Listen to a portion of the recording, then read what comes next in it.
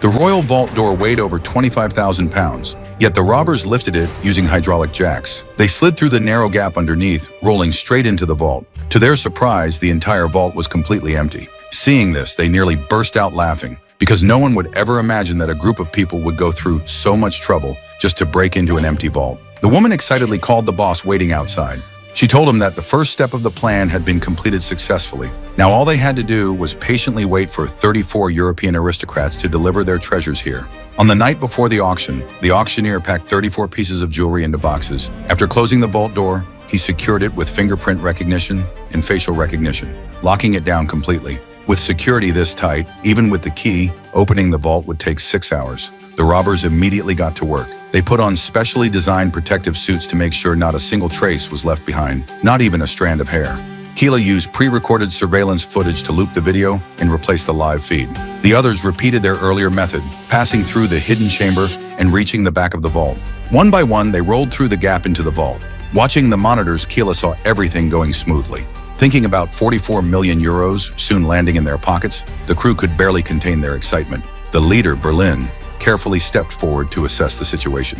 At that moment, the auctioneer was just one wall away from them. Who would have thought that inside such a heavily guarded vault, a master-level crime was unfolding right now?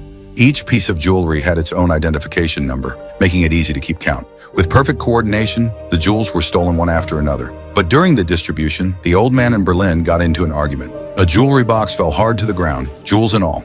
The noise instantly caught the auctioneer's attention. The guard explained that it was probably metal panels expanding. Besides, he showed the auctioneer the surveillance footage. Everything looked normal.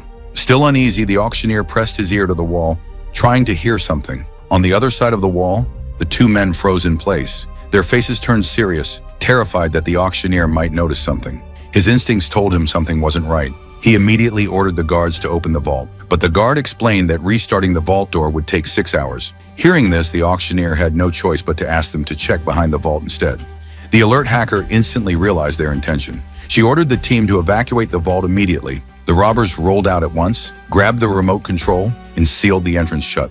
Meanwhile, the guards retrieved the backup door key. They unlocked 2 fingerprint scanners in succession. The bad news was, the door hadn't fully closed yet. Just as the backup entrance was about to open, at the critical moment, all exits were finally sealed. The hacker quickly switched the surveillance feed back to normal. Perfect timing ensured that the auctioneer, watching the monitors, noticed nothing unusual.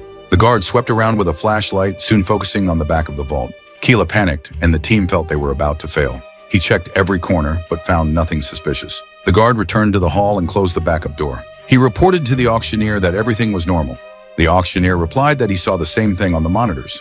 The guard asked whether the vault still needed to be opened. Every word of their conversation was transmitted clearly to the hacker. She believed the auctioneer would still open the vault. Once the door opened, they would all end up in prison. Just as the auctioneer hesitated, his phone rang at the crucial moment. He chose not to open the vault, and everyone inside finally breathed a sigh of relief. Soon after, all the jewelry was successfully stolen, and the team withdrew in an orderly manner.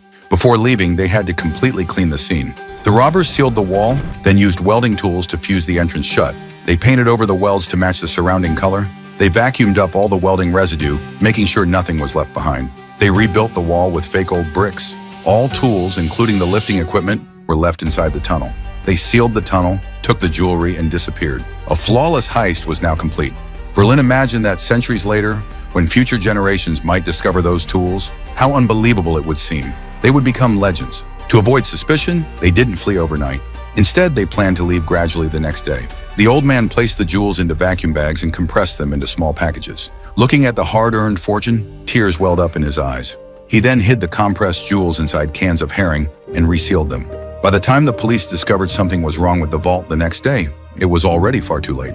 Berlin arranged for Bruce and Keela to leave first. They carried 3 pieces of jewelry and checked out disguised as backpackers. They took a bus to Spain, then traveled through the Pyrenees Mountains to their destination. Ken and Cameron left pulling suitcases. The old man carried the remaining cans, posing as a happy family with them, traveling in a camper van. As the mastermind, Berlin was the last to leave the hotel. Finally, he boarded a train to the destination to reunite with the others. But will they really escape the country successfully? We'll find out next time.